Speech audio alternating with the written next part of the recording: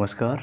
तो हम लोग के यहाँ पे सीरीज चल रहा है और ये तीसरा भाग है कि जो स्पेशल या कुछ विशेष प्रश्न हैं जो राज्य लोक सेवा आयोग में पूछे जाते हैं प्रायः उनसे संबंधित है ये। तो शुरुआत करते हैं पहले प्रश्न से। पहला प्रश्न है कि राष्ट्रीय आय की गणना निम्नलिखित में से किसके द्वारा की जाती है। 4 विकल्प हैं: नीति आयोग, वित्त मंत्रालय, केंद्रीय सांख्यिकी कार्यालय या फिर रिजर्व बैंक ऑफ इंडिया। तो यहाँ पे सही विकल्प हो जाएगा सी, केंद्रीय सांख्यिकी कार्यालय या CSO। तो CSO के द्वारा भारत में राष्ट्रीय आय की गणना की जाती है। और अगर हम बात कर लें कि जो केंद्रीय सांख्यिकी कार्यालय है तो ये उत्पादन और आय के आधार पर राष्ट्रीय आय की गणना करती है। और ये केंद्रीय सांख्यिकी कार्यालय की स्थापना 2 मई 1951 को की गई थी। और भारत के संदर्भ में सर्वप्रथम दादा भाई नौरोजी ने भारत की राष्ट्रीय आय की गणना 1867-68 ईस्वी में धन के पलायन के सिद्धांत के आधार पर की थी। और आगे बढ़ते हैं अगले क्वेश्चन की तरफ। तो अगला क्वेश्चन है कि निम्नलिखित में से किसे गृहपति कहा जाता है। ये इतिहास का क्वेश्चन है और इसके 4 विकल्प दिए हुए हैं। पहला है कबीले का प्रधान, दूसरा कर अधिकारी, और तीसरा धनी किसान, और डी विकल्प है महालेखाकार। तो यहाँ पे गृहपति जो कहा जाता था प्राचीन काल में, ये धनी किसानों को कहा जाता था गृहपति। तो यहाँ पे सही विकल्प हो जाएगा सी। और कर अधिकारी को बलि साधक कहा जाता था। और महालेखाकार का काम पहले भी वही था जो आज है। तो यहाँ पे सही विकल्प सी हो जाएगा, धनी किसान। और क्वेश्चन नंबर 3 है कि कुनो नेशनल पार्क मध्य प्रदेश राज्य के किस जिले में अवस्थित है। ग्वालियर, शिवपुरी, मुरैना और श्योपुर। तो यहाँ पे सही विकल्प डी होगा, श्योपुर जिले में। हालांकि इसका कुछ क्षेत्र मुरैना में आता है, पर ये कुनो नेशनल पार्क श्योपुर जिले में स्थित है। और ये अभी चर्चा में इसलिए आया है क्योंकि यहाँ पे 17 सितंबर 2022 को 4 से 6 वर्ष के 5 मादा और 3 नर चीते नामीबिया देश से लाए गए हैं। और थोड़ी सी कुनो राष्ट्रीय उद्यान की अगर हम बात कर लें तो इसे वर्ष 2018 में राष्ट्रीय उद्यान का दर्जा दिया गया था, जबकि इसकी स्थापना वर्ष 1981 में किया गया था। और जब इसको स्थापित किया गया तो ये वन्यजीव अभ्यारण्य बनाया गया था। और नेक्स्ट क्वेश्चन है कि विश्व ओजोन दिवस कब मनाया जाता है। 15 सितंबर, 16 सितंबर, 22 सितंबर या 16 अक्टूबर। तो यहाँ पे सही विकल्प हो जाएगा बी, 16 सितंबर। तो हुआ ये था कि 9 दिसंबर 1994 को संयुक्त राष्ट्र महासभा के द्वारा 16 सितंबर को ओजोन दिवस के रूप में घोषित किया गया और मनाने का निर्णय लिया गया। फिर क्या हुआ, पहली बार 16 सितंबर 1995 को पूरे विश्व में ओजोन दिवस मनाया गया। और ओजोन यानी कि O3 जो गैस है, इसकी बात करें तो ये क्षोभ मंडल के ऊपर पाया जाता है। और इसकी खोज ऑक्सफोर्ड यूनिवर्सिटी के प्रोफेसर गॉर्डन डॉप्सन के द्वारा सन 1957 में की गई थी। और नेक्स्ट क्वेश्चन है कि केंद्र सरकार के द्वारा प्रोजेक्ट एलिफेंट किस वर्ष शुरू किया गया था। वर्ष 1992 में, वर्ष 1993 में, वर्ष 1994 में या वर्ष 1995 में। तो यहाँ पे सही विकल्प हो जाएगा ए, वर्ष 1992 में। तो ये जो पर्यावरण एवं जलवायु परिवर्तन मंत्रालय है, इसके द्वारा वित्तीय एवं तकनीकी सहायता प्रदान की जितने भी राज्य हैं उनको प्रदान की जाती है प्रोजेक्ट एलिफेंट के तहत। और इस प्रोजेक्ट का उद्देश्य था जो हाथी हैं उनकी सुरक्षा करना और उनके आवास की रक्षा करना इस प्रोजेक्ट एलिफेंट का उद्देश्य था। साथ ही साथ जो मानव और हाथियों के बीच कॉन्फ्लिक्ट या झड़प होता है उसको कम करना। और नेक्स्ट क्वेश्चन है कि भारत में किस संविधान संशोधन अधिनियम द्वारा मतदान की आयु सीमा 21 वर्ष से घटाकर 18 वर्ष कर दी गई। 4 विकल्प हैं। विकल्प ए है 61वां संविधान संशोधन अधिनियम, और बी है 42वां संविधान संशोधन अधिनियम, सी है 44वां संविधान संशोधन अधिनियम, और डी है 73वां संविधान संशोधन अधिनियम। तो यहाँ पे सही विकल्प कि किस अधिनियम के द्वारा, यानी किस संविधान संशोधन अधिनियम के द्वारा मतदान की आयु सीमा 18 वर्ष से घटाकर 21 वर्ष से घटाकर 18 वर्ष कर दी गई, तो वो है ए विकल्प। 61वां संविधान संशोधन अधिनियम के तहत ये जो मतदान की आयु सीमा थी उसे घटाकर 21 वर्ष से 18 वर्ष कर दिया गया। और 61वां संविधान संशोधन की अगर हम बात करें तो यह 1989 यानी 1989 में संशोधन हुआ था, जबकि 42वां संविधान संशोधन, जिसे कि मिनी संविधान भी कहा जाता है, छोटा संविधान, ये वर्ष 1976 में हुआ था। और 44वां संविधान संशोधन, तो जो 42वां संविधान संशोधन हुआ था उसको एक तरह से बहुत सारे इसके जो अधिनियम थे उसको निरस्त किए गए थे। तो 44वां संविधान संशोधन अधिनियम वर्ष 1978 में हुआ था, और ये जो 73वां संविधान संशोधन अधिनियम है ये 1992 में किया गया था, और ये पंचायती राज से संबंधित है। अब आगे देखते हैं अगला क्वेश्चन कि निम्नलिखित नदियों में से कौन सी नदी महानदी की सहायक नहीं है। विकल्प दिए गए हैं शिवनाथ, हसदेव, तेल, प्राण, हिता। तो प्राणहिता जो है दक्षिण भारत की नदी है, असल में ये कावेरी नदी की सहायक है। तो यहाँ पे सही विकल्प हो जाएगा डी कि महानदी की सहायक नदी प्राणहिता नहीं है। शिवनाथ, हसदेव और तेल, ये तीनों नदी जो हैं ये महानदी की सहायक नदी है। और थोड़ी सी महानदी की अगर हम बात करें तो जो महानदी है ये नदी छत्तीसगढ़ और उड़ीसा क्षेत्र की सबसे बड़ी नदी है, जिसकी लंबाई 885 किलोमीटर है। और इस यानी कि महानदी का नाम जो पुराना नाम है वो चित्रोत्पला और महानंदा भी है।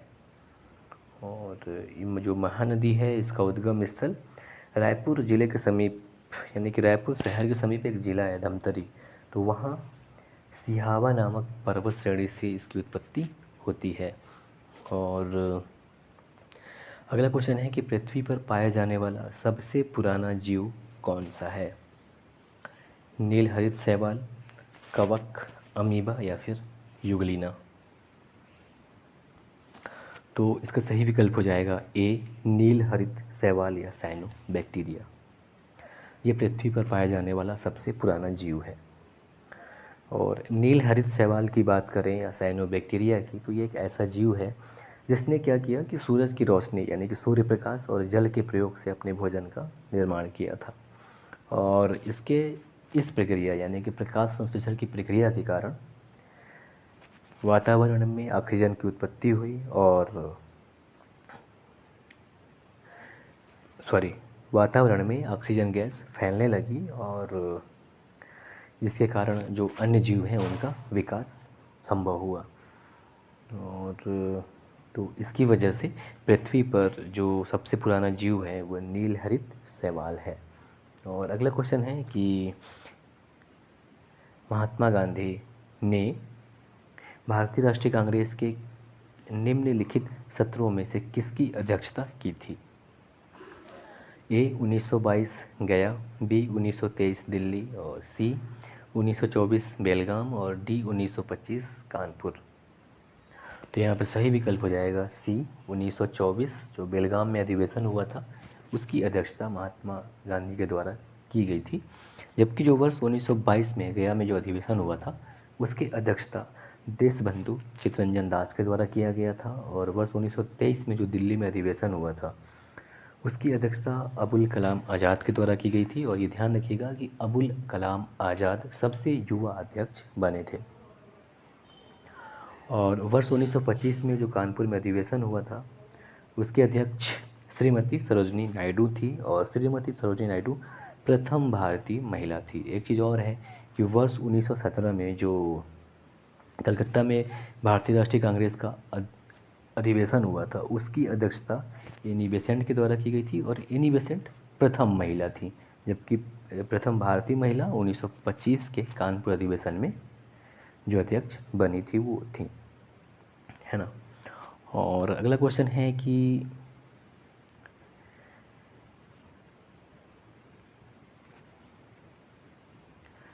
निम्नलिखित में से कौन प्रदूषक संकेतक पौधा है, यानी कि इनमें से प्रदूषक को बताने वाला कौन सा पौधा है। सही 4 विकल्प हैं, शैवाल, कवक, लाइकेन या फिर फर्न। तो यहाँ पे सही विकल्प हो जाएगा सी, लाइकेन। लाइकेन जो है प्रदूषण संकेतक पौधा है। और लाइकेन की अगर हम बात कर लें तो ये विश्वव्यापी होता है, यानी कि हर जगह पाया जाता है ये, और जिसमें विभिन्न स्थानों पर, आधारों पर, जैसे कि पेड़ की तने हो गए, दीवार हो गए, चट्टानों और मिट्टी आदि पर पाए जाते हैं। और अगर हम लाइकेन की बात करें तो एक प्रकार का मिश्रित जीव होता है, यानी कि सहचर जीवन का ये बेहतरीन, सहचर्यता का बेहतरीन नमूना प्रदर्शित करता है लाइकेन। और इसमें क्या होता है, एक कवक जो कि एस्कोमैचिडीज या फिर बेसिडियोमैचिडीज होता है, कवक है ना, फंगी, और एक शैवाल या एल्गी जिसमें प्राय साइनोबैक्टीरिया होता है, कि एक या दो जातियों के सहचर के परिणामस्वरूप लाइकेन का निर्माण होता है, यानी कि दोनों आपस में जुड़ जाते हैं। और दोनों इस प्रकार से रहते हैं कि उनका जो आकृति होता है लगभग एक जैसा हो जाता है। और ये जो आकृति होता है ये फूले हुए रहते हैं, जिसको थैलस या सुकाय कहा जाता है इनकी आकृति को। और इसमें क्या होता है कि जो शैवाल होते हैं, तो शैवाल के द्वारा कवक को भोजन वगैरह प्रदान की जाती है और उसकी रक्षा की जाती है शैवाल के द्वारा। और बदले में कवक क्या करता है, जो शैवाल होता है, शैवाल के द्वारा कवक को भोजन की आपूर्ति की जाती है, और बदले में जो कवक होता है वो शैवाल को सुरक्षा प्रदान करता है। इसके साथ साथ जल और नाइट्रोजनस पदार्थ जो होते हैं और खनिज लवण, ये सब कवक के द्वारा शैवाल को प्रदान किए जाते हैं। यानी कि शैवाल जो है वो खाना देता है, और जो कवक होता है वो उसको सुरक्षा देता है। और ये प्रदूषित क्षेत्रों से जल्द ही लाइकेन विलुप्त होने लगते हैं। और असल में होता क्या है कि जो सल्फर डाइऑक्साइड गैस होता है उसकी सूक्ष्म मात्रा से इनकी वृद्धि पर फर्क पड़ता है, और जिसकी वजह से इनको प्रदूषक संकेतक पौधा कहा जाता है। और कुछ लाइकेन्स जिसके अगर उपयोग की बात करें तो एक है स्टोन मशरूम, ये खाने के काम आता है, जबकि लाइकेन में लाइकेनिन और कुछ अन्य प्रकार के रसायन पाए जाते हैं जो कि दवाओं के रूप में प्रयोग किए जाते हैं। इसके अलावा लाइकेन से परफ्यूम्स का भी निर्माण किया जाता है, और एक लाइकेन जिसका नाम रेमेलाइना है, इससे परफ्यूम का निर्माण किया जाता है। आगे बढ़ते हैं, और अगला क्वेश्चन है कि भारत में सुनामी वार्निंग सेंटर अवस्थित है कहाँ। चेन्नई में, विशाखापट्टनम में, हैदराबाद में या फिर पोर्ट ब्लेयर में। तो इसका सही विकल्प है सी, हैदराबाद में। भारत में सुनामी वार्निंग सेंटर, ये असल में अर्ली सुनामी वार्निंग सेंटर है जो कि हैदराबाद में स्थित है, और इसे सुनामी अर्ली वार्निंग सेंटर के नाम से जाना जाता है। और ये पृथ्वी एवं विज्ञान मंत्रालय के अंतर्गत Indian national ocean information system का एक हिस्सा है ना। और नेक्स्ट क्वेश्चन है कि कयाल क्या है। तराई मैदान है, गंगा का डेल्टा है, पूर्वी घाट की वनस्पति है या फिर केरल के लेगून है।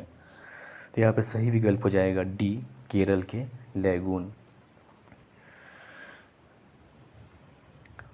ये जो लेगून या कयाल की बात कर लें तो कयाल क्या होता है कि जो नदी के मुहाने पर हैं, समुद्र की धाराएं या जो पवन चलती हैं उनके द्वारा बालू या मिट्टी के अवसादों से टीलों का निर्माण हो जाता है, ठीक है। और इन टीलों के द्वारा क्या होता है कि जो स्थलीय जल क्षेत्र होता है वो समुद्र से अलग हो जाता है, और इसे ही कयाल या अनूप भी कहा जाता है। तो ये केरल के लेगून जो कि, या लेगून जो हुए, इसके अगर हम उदाहरण की बात करें तो अष्टमुदी, वेम्बनाद वगैरह जो लेगून झील हैं केरल के, उन्हें कयाल कहा जाता है। और आगे बढ़ें अगले क्वेश्चन की तरफ। तो अगला क्वेश्चन है कि नेक्स्ट क्वेश्चन है कि दक्षिण भारत की सबसे ऊंची चोटी कौन सी है? डोडा बेटा, अनाईमुदी, कार्डमम या फिर इनमें से कोई नहीं। तो यहाँ पर सही विकल्प हो जाएगा बी, अनाईमुडी, जो कि दक्षिण भारत की सबसे ऊंची चोटी या पीक है। और अनाईमुडी पीक की बात करें तो ये केरल में स्थित है, 2695 मीटर ऊंचा है ये। और कार्डमम पहाड़ी की बात करें तो कार्डमम पहाड़ी जो कि केरल में स्थित है उसे इलायची पहाड़ी भी कहा जाता है। और कार्डमम पहाड़ी में ही अनाईमुडी चोटी स्थित है। और डोडा बेटा की बात कर लें तो ये तमिलनाडु राज्य में स्थित है और ये 2637 मीटर ऊंचा है और ये नीलगिरी पर्वत की सबसे ऊंची चोटी है। और डोडा बेटा चोटी पर मौसम विज्ञान प्रयोगशाला भी स्थित है। और आगे बढ़ते हैं तो अगला क्वेश्चन इतिहास से है कि चंपा किस महाजनपद की राजधानी थी? तो चंपा अंग, 4 विकल्प हैं, मगध, वज्जी, कौशल, अंग। तो अंग महाजनपद की राजधानी चंपा थी। और कौशल राज्य की अगर हम बात करें तो कौशल की श्रावस्ती थी और वज्जी का वैशाली था। और मगध की राजधानी बताइए आप कमेंट करके क्या था। और नेक्स्ट क्वेश्चन है कि असम में सर्वप्रथम चाय कंपनी की स्थापना कब हुई थी? 1835 में, 1837 में, 1839 में या 1841 में? तो यहाँ पे सही विकल्प हो जाएगा सी, 1839 में। द असम कंपनी भारत की सबसे पुरानी व्यावसायिक चाय कंपनी है।